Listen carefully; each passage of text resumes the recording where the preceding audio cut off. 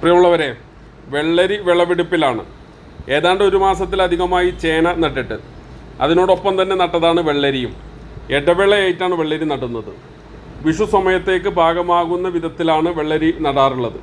ഇപ്പോഴും വിഷുവിന് ഏകദേശം 6 ദിവസമാണ് ഇനി ബാക്കിയുള്ളത്. വിളവെടുപ്പ് ആരംഭിച്ചു. 2-3 ദിവസം കൊണ്ട് മാർക്കറ്റിൽ വെള്ളരി എത്തും.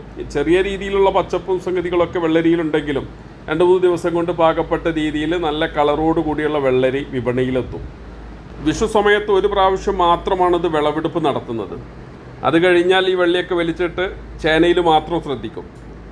വലിയ തെറ്റില്ലാത്ത രീതിയിലുള്ള വില വെള്ളരിക്കുണ്ട്. 20 രൂപയുടെ മുകളിലാണ് വെള്ളരിക്ക് കിലോന് വില വരുന്നത്. വിഷു സമയത്ത് മാത്രമേ ഇത്ര അധികം വെള്ളരി വിപണിയിൽ പോവുകയുള്ളൂ. വിഷു കഴിഞ്ഞാൽ പിന്നെ വെള്ളരിക്ക് മാർക്കറ്റില്ല. അതുകൊണ്ട് തന്നെ ഈ ഒരൊറ്റ സീസണിൽ ഒരൊറ്റ വിളവെടുപ്പോടു കൂടി ഇത് അവസാനിപ്പിക്കും. വലിയ തെറ്റില്ലാത്ത രീതിയിൽ നല്ല വില തന്നെ മാർക്കറ്റിലുണ്ടെന്നു. കേരളത്തിലെ വിവിധ ജില്ലകളിലേക്ക് വെള്ളരി ഇവിടുന്ന് കയറി പോകുന്നുണ്ട്. ചേനയും ഏകദേശം പകുതിയിലധികം മുളച്ചിട്ടുണ്ട്. വിവിധ സ്ഥലങ്ങളിൽ നിന്ന് വന്ന വിത്തായതുകൊണ്ട് തന്നെ ചെറിയ രീതിയിലുള്ള ഏറ്റക്കുറച്ചിലുകൾ ഉണ്ടാവാറുണ്ട്. വയനാട്ടിൽ നിന്ന് പ്രാവശ്യം വിത്ത് വന്നിട്ടുണ്ട്, കൊടുക്കുണ്ട്, എന്നതുപോലെ തന്നെ തമിഴ്നാടുണ്ട്. അങ്ങനെ വ്യത്യസ്ത സ്ഥലങ്ങളിൽ നിന്ന് വിത്ത് വരുമ്പോൾ ആ വിത്തിൻ്റെ മുളയിൽ ചെറിയ രീതിയിലുള്ള മാറ്റങ്ങൾ ഉണ്ടാവാറുണ്ട്. ഏതാണെങ്കിലും വലിയ കുഴപ്പമില്ലാത്ത രീതിയിലുള്ള മുള വന്നിട്ടുണ്ട്.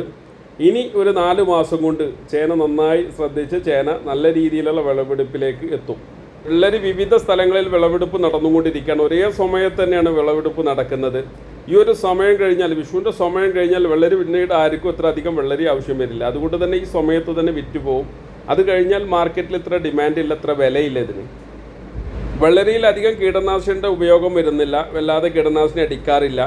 വെള്ളരിക്ക് പ്രത്യേകിച്ച് വലിയ പരിചരണങ്ങളോ മറ്റു കാര്യങ്ങളോ ഒന്നും ആവശ്യം വരുന്നില്ല. ചേനയുടെ കൂടെ തന്നെ വിത്തിട്ട് അതിനോടൊപ്പം തന്നെ ഇത് മുളച്ച് ചേന നനയ്ക്കുന്നതോടൊപ്പം തന്നെ ഏകദേശം ഒരു മാസത്തോളം ഉള്ളൂ ഇതിൻ്റെ വിളവെടുപ്പ് സമയമുള്ളൂ. ആ സമയം കൊണ്ട് തന്നെ വെള്ളരി പാകപ്പെട്ട് അത് കഴിയുന്നതോടുകൂടി തന്നെ അതെല്ലാം വലിച്ചിട്ട് നമ്മൾ വളമ നൽകി ചേനയിൽ മാത്രം ശ്രദ്ധിക്കും. 4 മാസം കൊണ്ട് ഇനി ചേന വിളവെടുപ്പിൻ്റെ സമയമാവും. ഈ 4 മാസം കൊണ്ട് നല്ല രീതിയിൽ നനവ് ചെല്ലേണ്ടതുണ്ട്. ഇപ്പോൾ ഈ പ്രാവശ്യം നല്ല രീതിയിലുള്ള വേനൽ മഴ കിട്ടിയിട്ടുണ്ട്. വലിയ കുഴപ്പമില്ലാത്ത രീതിയിൽ നല്ല വേനൽ മഴ കിട്ടിയത് കൊണ്ട് തന്നെ ചേനയും എന്നതുപോലെ തന്നെ എല്ലായിടത്തും നല്ല പച്ചപ്പിൽ നിൽക്കുന്നുണ്ട്. നല്ല രീതിയിൽ പുല്ല് മുളച്ചിട്ടുണ്ട്. ഇനിയിപ്പോൾ പുല്ലൊക്കെ പറിച്ച് സംഗതികളൊക്കെ ആക്കി നല്ല രീതിയിലുള്ള ചേന വിളവെടുപ്പിനുള്ള തയ്യാറെടുപ്പിലേക്ക് മാറും.